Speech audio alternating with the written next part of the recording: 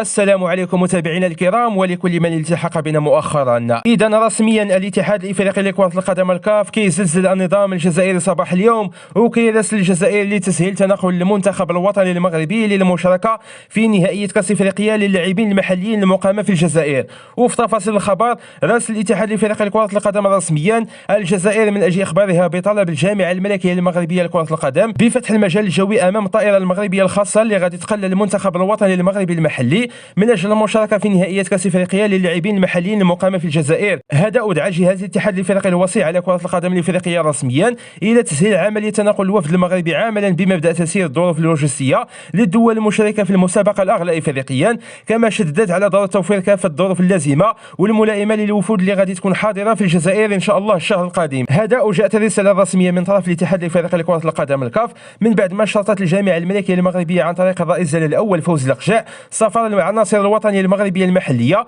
عبر رحله مباشره الى الجزائر وبالضبط في مدينه قسنطينه الجزائريه بهدف المشاركه في نهائيه كاس افريقيا للاعبين المحليين دون الحاجه الى السفر الى دوله افريقيه اخرى. وهذا الامر بخصوص احترام بنود دفتر التحملات لاستضافه البطوله الافريقيه تحت جهاز الوصي هو الكاف، لا سيما فيما يخص تسهيل ظروف المنتخبات المشاركه في نهائيه كاس افريقيا للاعبين المحليين. كان هذا هو الخبر ديال اليوم، كنتمنى انكم تشاركونا ارائكم في التعليقات، والسلام عليكم الى فيديو جديد.